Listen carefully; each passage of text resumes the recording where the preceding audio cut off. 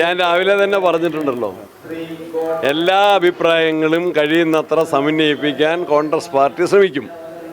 എല്ലാവരും കോൺഗ്രസ് നേതാക്കന്മാരുൾപ്പെടെ ആരും 100% തൃപ്തരല്ല. കഴിയുന്നത്ര എല്ലാവരോടും നീതി പുലർത്താനും നല്ലൊരു നേതൃത്വത്തെ പ്രദാനം ചെയ്യാനും ശ്രമിച്ചിട്ടുണ്ട്.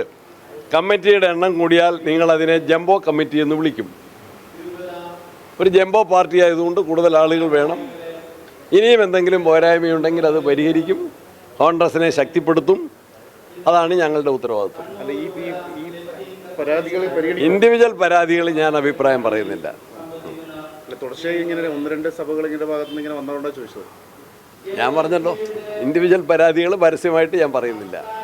ഈ ഷാഫി പറമ്പിലിനെതിരായ പോലീസിന്റെ അതിക്രമം ഉണ്ടായതിനു ശേഷം വലിയ പ്രതിഷേധമൊക്കെ കോൺഗ്രസിന്റെ ഭാഗത്തുനിന്നുണ്ടായി. പക്ഷേ നടപടിയെടുക്കണമെന്ന ആവശ്യം ഇത്ര ദിവസമായിട്ടും ഒരു തരത്തിലുള്ള ഇന്ന് കോഴിക്കോട് MP MK രാഘവനും DCC പ്രസിഡന്റ് പ്രവീണും KPCC ജനറൽ സെക്രട്ടറിമാർ അഡ്വക്കേറ്റ് ജയന്തും അതുപോലെ PM നിയാസും ഇന്ന് കോഴിക്കോട് IG കണ്ടിട്ടുണ്ട്. ഞാൻ ജയിലിൽ പോയി, ജയിലിൽ അടയ്ക്കപ്പെട്ട നിരപരാധികളായ പ്രതികളെ കൊയിലാണ്ടി ജയിലിൽ പോയി കണ്ടിട്ടാണ് ഞാൻ വരുന്നത്.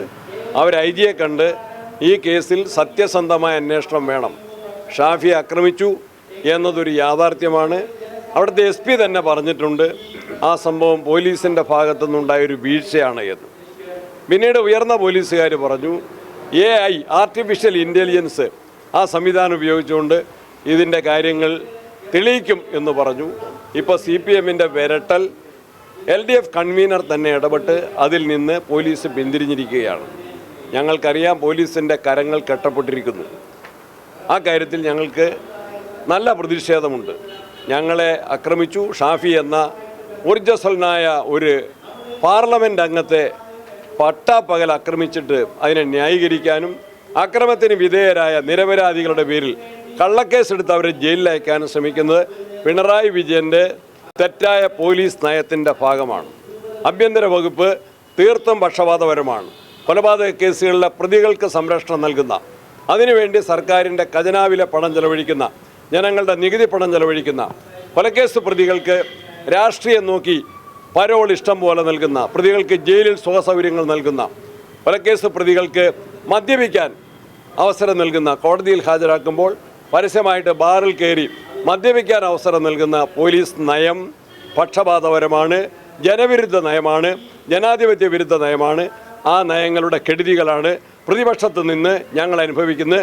അതിനെ ഞങ്ങൾ ജനങ്ങളുടെ കോടതിയിലും നിയമകോടതിയിലും ചോദ്യം ചെയ്ത് അതിനെ തരണം ചെയ്ത് വിജയം വരിക്കുക തന്നെ ചെയ്യും. ജനങ്ങൾ ഈ കാര്യങ്ങൾ നന്നായിട്ട് കാണുന്നുണ്ട്, മനസ്സിലാക്കുന്നുണ്ട്, അവരെ പ്രതികരിക്കുന്നവരാണ് എന്ന് ഞങ്ങൾ പൂർണ്ണമായിട്ടും വിശ്വസിക്കുകയാണ്.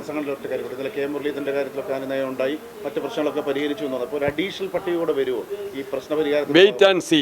വരുന്നാണോ? Wait and see. Wait and see. Wait and see. ഇന്നലത്തെ ഏറ്റവും പ്രധാനപ്പെട്ട കേരളം ഉറ്റുനോക്കിയൊരു ആയിക്കോട്ടെ, അല്ല ആ പരിപാടിയിൽ നിന്നാണ് കേരളത്തിനെ പോലുള്ള ഒരാൾ മാറി നിൽക്കുന്നത്. മാറി നിർത്താൻ നിങ്ങൾ ശ്രമിച്ചു, പങ്കെടുക്കാൻ അദ്ദേഹം ശ്രമിച്ചു. അതാണ് ഞങ്ങളുടെ വിജയം. ആരാണ് മാറ്റി നിർത്തിയത്? അദ്ദേഹം ഗുരുവായൂർ ഭക്തനാണെന്ന് ആർക്കറിയാൻ പറ്റാത്ത ലീഡർ മുതൽ ഗുരുവായൂർ ഭക്തൻ. That's A close chapter. Muraleedharan വന്നു, സംബന്ധിച്ചു, ഉജ്ജ്വലമായ പ്രസംഗം നടത്തി, കയ്യടി മേടിച്ചു.